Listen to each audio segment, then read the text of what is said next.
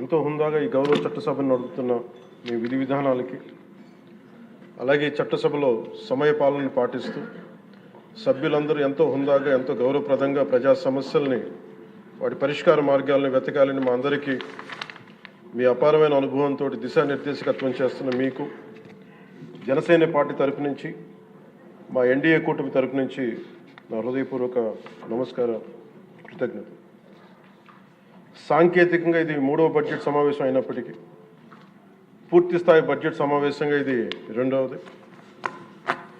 5 కోట్ల పైచిలుకు ప్రజలు ఆశల్ని, ఆకాంక్షల్ని ముందుకు తీసుకువెళ్తూ వారి కష్టాలకి, కన్నీళ్ళకి పరిష్కార మార్గాలను వెతకడానికి 164 మంది సభ్యులున్న ఈ ఎన్డీఏ కూటమిని తన అపారమైన 4 దశాబ్దాల రాజకీయ పాలనానుభవంతో రాష్ట్ర విభజన సమయం నుంచి గత ప్రభుత్వ అవినీతి, అరాచక పాలన వల్ల వచ్చిన వారసత్వ సమస్యలన్నింటినీ పరిష్కరిస్తూ సంక్షేమంతో పాటు ఆంధ్రప్రదేశ్ అభివృద్ధి పదం వైపు నడిపిస్తున్న గౌరవ ముఖ్యమంత్రి శ్రీ నారా చంద్రబాబు నాయుడు గారికి నా హృదయపూర్వక నమస్కారం. మంత్రివర్గ సహచరులకి, తోటి శాసనసభ్యులకి నమస్కరిస్తున్నాను. ఇంకో 3 నెలల్లో 2 సంవత్సరాల పాలనని పూర్తి చేసుకోబోతున్న ఎన్డీఏ ప్రభుత్వం చాలా కాల పరీక్షలను తట్టుకొని ఒక అరాచక పాలన ఎదుర్కొని ఎన్నికల సమరంలో విజేతగా నిలబడింది. మనల్ని గెలిపించి ఈ నేలకి సేవ చేసిన భాగ్యం కలిగించినందుకు 5 కోట్ల రాష్ట్ర ప్రజలకు కృతజ్ఞత చేతులెత్తి నమస్కరిస్తున్నాను. రాష్ట్ర ప్రజలకి అండగా నిలబడుతున్న టీడీపీ, బీజేపీ, జనసేన పార్టీల నాయకులకి, కార్యకర్తలకు కూడా నేను నమస్కరిస్తున్నాను. నీలో సాహసం ఉంటే దేశం అంధకారంలో ఉంటుందా అని కవి శేషేంద్ర గారు రాసిన వాక్యానికి నిలువెత్తు ప్రతిరూపం భారతదేశ గౌరవ ప్రధానమంత్రి శ్రీ నరేంద్ర మోదీ గారు. వారు అందిస్తున్న సహకారానికి ఎన్డీఏ కూటమి తరఫున, ఆంధ్రప్రదేశ్ రాష్ట్ర ప్రజల తరఫున నా హృదయపూర్వక ధన్యవాదాలు తెలియజేస్తున్నాను. ఆంధ్రప్రదేశ్ రాష్ట్ర ప్రథమ పౌరులు, రాజ్యాంగ సంరక్షకులు, రాజ్యాధినేత justice, former Supreme Court justice S Abdul Nazeer గారు చేసిన బడ్జెట్ ప్రసంగం చాలా ప్రేరణ ఇచ్చింది. ఆంధ్ర రాష్ట్ర భవిష్యత్తుకు బలమైన పునాదులు వేస్తుంది. వికసిత్ భారత్లో భాగంగా వికసిత్ ఆంధ్రప్రదేశ్ లక్ష్యంగా సాగింది. గౌరవ రాజ్యపాలకులు శ్రీ అబ్దుల్ నజీర్ గారు బడ్జెట్ ప్రసంగం వింటున్నంతసేపు ఆద్యంతం భారతరత్న శ్రీ అటల్ బిహారీ వాజ్పేయి గారు మాటలే నా మనసులో మెదిలినాయి. వారు అన్న మాటలు, Bharat needs a government that cares, Bharat needs a government that will reach out to the last person the last. ఆ స్ఫూర్తితోనే గౌరవ ముఖ్యమంత్రి శ్రీ నారా చంద్రబాబు నాయుడు గారి నేతృత్వంలో నడుస్తున్న ఎన్డీఏ కూటమి ప్రభుత్వం దివ్యాంగులకి ఇచ్చే పెన్షన్లు 3,000 నుంచి 6,000కి చేశారు. మంచం నుంచి లేవలేని దివ్యాంగులకి 6,000 నుంచి 15,000 అందిస్తున్నారు. సామాజిక పెన్షన్లు 3,000 నుంచి 4,000కి పెంచారు. రాష్ట్ర వ్యాప్తంగా 63.25 లక్షల మందికి ఈ పెన్షన్ల ద్వారా 2,738 కోట్ల రూపాయలు అందజేస్తున్నారు. ప్రతి విద్యార్థికి 15,000 రూపాయల చొప్పున 67 లక్షల విద్యార్థులకు సంబంధించి 42 లక్షల తల్లుల ఖాతాల్లోకి నేరుగా 10,000 కోట్లు జమ చేశారు. మెగా డిఎస్సి ద్వారా 16,000 ఉపాధ్యాయ పోస్టులు భర్తీ చేయటం, మెగా పేరెంట్స్ టీచర్స్ మీటింగ్స్ పెట్టడం, విద్యార్థుల మధ్యాహ్న భోజన పథకానికి అపరాన్నపూర్ణ మహాతల్లి డొక్కా సీతమ్మ గారి పేరు పెట్టేందుకు గౌరవ మంత్రివర్యులు శ్రీ నారా లోకేష్ గారికి నా అభినందనలు, ధన్యవాదాలు తెలియజేస్తాను. మనకి అన్నం పెట్టే రైతాంగం కష్టాలు, కౌలు రైతుల కన్నీటి కథలు, అప్పులు, మరణాలు విన్నప్పుడల్లా ఆధునిక మహాభారతంలోని పంక్తులు జ్ఞప్తికి వస్తాయి. పొలాల కోరిక ఏమిటి? పంటలు పండించి మనిషి ఆకలి తీర్చాలనే కదా అని దున్నే రైతు అనుకుంటా ఉంటే, అందరి ఆకలి తీర్చడం కోసం దుక్కి దున్నే నా ఆకలి ఎలా తీర్చుకోవాలో నాకు తెలియడం లేదు. నా బతుకొక సున్నా కానీ నడుస్తున్నా. చెట్టుగా ఉంటే ఏడాదికి ఒక వసంతమన్నా దక్కేది, కానీ మనిషిని అన్ని వసంతాలు కోల్పోయానని రైతు బాధపడతా ఉంటే, అలాంటి అన్నం పెట్టే రైతాంగాన్ని గత ప్రభుత్వం రైతుల నుంచి కొనుగోలు చేసిన ధాన్యానికి 1,674 కోట్లు చెల్లించకపోతే గౌరవ ముఖ్యమంత్రి శ్రీ నారా చంద్రబాబు నాయుడు గారి నాయకత్వంలోని ఈ ఎన్డీఏ కూటమి ప్రభుత్వం వచ్చిన వెంటనే 1,674 కోట్ల బకాయిలు చెల్లించింది అధ్యక్ష. అవి కాకుండా ఈ అది పే చేసిన తర్వాత దాని తర్వాత 10,650 కోట్లు 7.37 లక్షల రైతాంగానికి 24 గంటల్లోనే 10,650 కోట్లు వారి ఖాతాల్లో జమ చేయడం జరిగింది. ఇంకొక 53,000 మంది పైగా రైతులకి 48 గంటల్లో సుమారు 1,000 కోట్లు చెల్లించడం జరిగింది. తొలకరి వర్షం తర్వాత జలదానం చేసిన మేఘాలకి భూమిలో ఉన్న ఒక చిన్నారి గింజ మెడ బయట పెట్టి మొదటగా వచ్చిన 2 ఆకులను చేతులుగా జోడించిందంటే కృతజ్ఞతలు తెలిపిందని ఒక కవితా పంక్తుల్లో ఉంటాయి. అలా ఆ చిన్నారి మొలకలాగా ఈ ఎన్డీఏ ప్రభుత్వం అన్నం పెట్టే రైతాంగానికి కృతజ్ఞతతో అండగా నిలబడుతుంది. అలాగే గౌరవ సభ సాక్షిగా కౌలు రైతుల కష్టాలు కన్నీళ్లు తెలిసిన వాడిగా మీ వాడిగా చెప్తున్నాను. కౌలు రైతాంగానికి భూమిని ఫలాలుగా పంటలుగా మార్చే ప్రవీణత ఉన్నవాడు ధైర్యం కోల్పోనక్కర్లేదు. మట్టిలో ఉన్న కస్తూరి తీసే మనిషికి జీవన పరిమళాల కొరత లేదు. సోదరులైన కౌలు రైతులందరికీ మీరు ధైర్యంగా ఉండండి. మీరు నిండు నూరేళ్లు బతకాలి. మీకోసం ఈ ప్రభుత్వం నిరంతరం పనిచేస్తుందని తెలియజేసుకుంటున్నాను అధ్యక్ష. ఉమ్మడి ఆంధ్రప్రదేశ్ మాజీ ప్రభుత్వ ఉద్యోగి కొడుకుగా ప్రభుత్వ ఉద్యోగులు వారి నిరాశ నిస్పృహలు నేను అర్థం చేసుకోగలను. వారి ప్రతిభకి అనుభవానికి సమర్థతకి గుర్తింపు రానప్పుడు ఏమనుకుంటాను కవితా పంక్తులు తెలియజేస్తున్న అధ్యక్ష.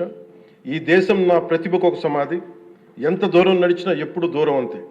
అందుకే పంచాయతీరాజ్ శాఖ బాధ్యతలు తీసుకోగానే రూరల్ వాటర్ సప్లై బాధ్యతలు తీసుకోగానే 10,000 మందికి పైగా ఏకకాలంలో ఈ ఎన్డీఏ ప్రభుత్వం నారా చంద్రబాబు నాయుడు గారి నాయకత్వంలో ప్రమోషన్ ఇచ్చాం అధ్యక్ష. అది కూడా ఎలాంటి సిఫార్సులు లేకుండా 77 మందికి తొలిసారి జిల్లా పరిషత్ సీఈఓలుగా ప్రమోషన్లు ఇచ్చాం. సంస్కరణలో భాగంగా 77 డీడీఓ కార్యాలయాలు ప్రారంభించాం. దీనికి అండగా నిలబడ్డ గౌరవ ముఖ్యమంత్రి గారికి నా హృదయపూర్వక ధన్యవాదాలు తెలియజేస్తున్నాను. ఒక దేశాభివృద్ధికి ఆయువు పట్టు రహదారులు లేని చోట అభివృద్ధి శూన్యం. అభివృద్ధికి మూలమైనది రహదారులతో పాటు విద్యుత్తు, తాగునీరు, విద్య, వైద్యం, డ్రైన్స్ అండ్ శానిటేషన్. దాదాపు 2 ఏళ్ల పాలనలో ప్రపంచ కప్ గెలిచిన visually challenged women cricket team captain Deepika మొదలుకొని మొన్న పోలీస్ జాబ్స్కి లెటర్స్ ఇస్తున్నప్పుడు ఉద్యోగంలో వచ్చిన యువ కానిస్టేబుల్ కానీ, ఉదయగిరి నియోజకవర్గంలో స్కూల్ పిల్లలు కానీ, ఇలా ఎందరో ఒకటే అడిగారు అధ్యక్ష. మాకు కనీసం నడవడానికి, మా స్కూల్కి వెళ్ళడానికి, మా ఊర్లు వెళ్ళడానికి, మాకు రిలేటెడ్ ఊర్లు వెళ్ళడానికి రోడ్లు వేయండి అని నిండు గర్భిణీలు కూడా ప్రాణాలు అరచేతులు పట్టుకుని కొండలు గుట్టలు దాటుకునే పరిస్థితుల్లో జాతీయ ఉపాధి హామీ పథకం కింద PM జన్మన్ రాష్ట్ర ప్రభుత్వ నిధులతోటి అడవి తల్లి బాట పేరిట 625 గిరిజన గ్రామాలను అనుసంధానిస్తూ 1,005 కోట్లతోటి 1,069 కిలోమీటర్ల రహదారుల నిర్మాణం చేపట్టాం. దాంట్లో దాదాపు సగం పైగా రోడ్ల నిర్మాణం పూర్తి చేశాం. కొన్ని రోడ్లు గంటల వ్యవధిలో కూడా మంజూరు చేశాం అధ్యక్ష. అలాగే మారుమూల ప్రాంత ప్రజలు, గిరిజన ప్రాంత ప్రజలు గొంతిమ కోరికలు కోరలేదు అధ్యక్ష. వారు అడుగుతుందలా చిన్నపాటి రోడ్ల సౌకర్యం వారు అడిగేది. ఆ రోడ్లు మంజూరు చేసినప్పుడు, పూర్తి చేసినప్పుడు ఆ ప్రజల కళ్ళలో నాకు అనిపించేది ఇవే. గుక్కెడు నిశ్శబ్దం తాగి చిరిగిన చీకట్లు కప్పుకొని పడున్న నాకు కమ్మని ఆశాముద్రమ కానుకగా తెచ్చాం.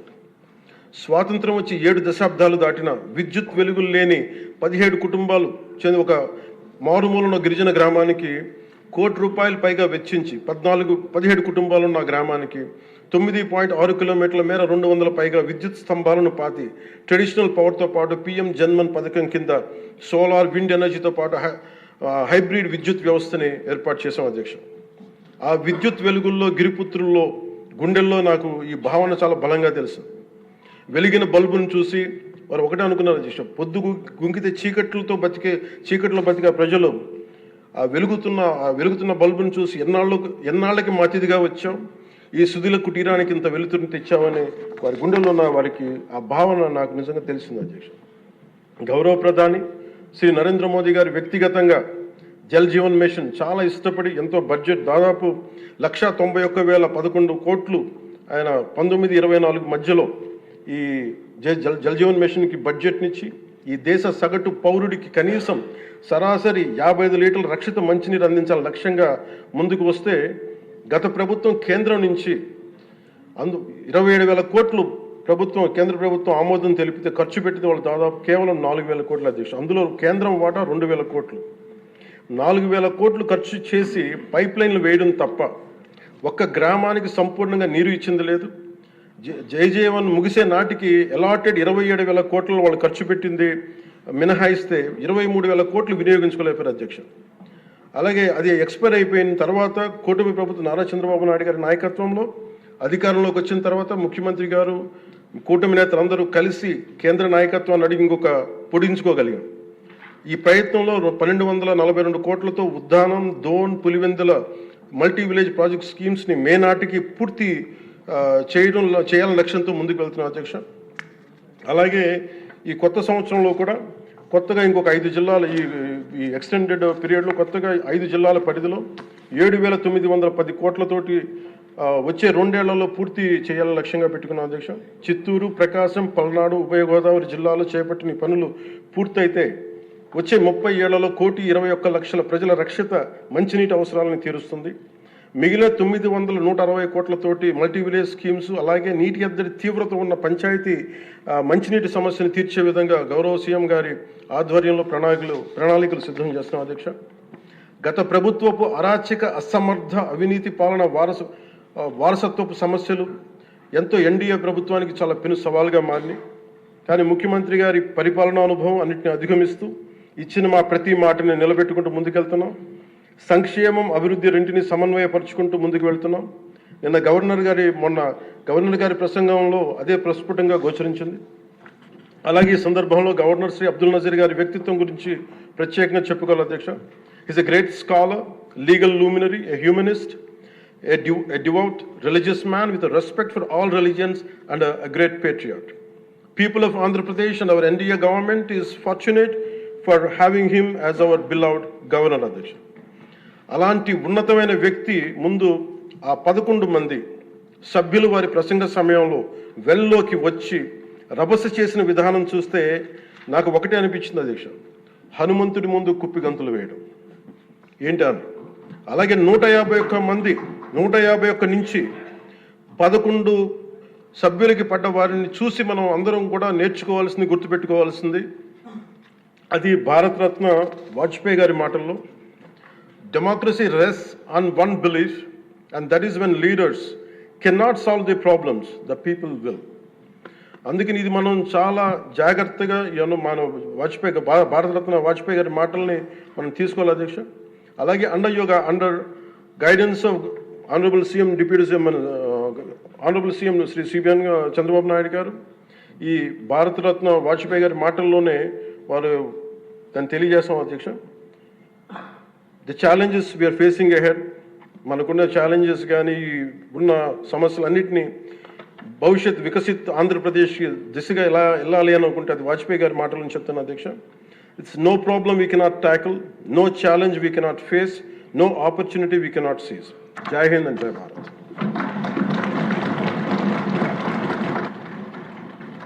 ఇప్పుడు గవర్నర్ గారి ప్రసంగానికి ధన్యవాదం తెలిపే తీర్మానంపై జరిగే చర్చకు గౌరవ ముఖ్యమంత్రి గారు జవాబుతారు.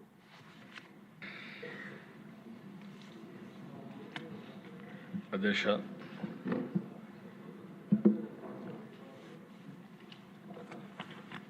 ఈరోజు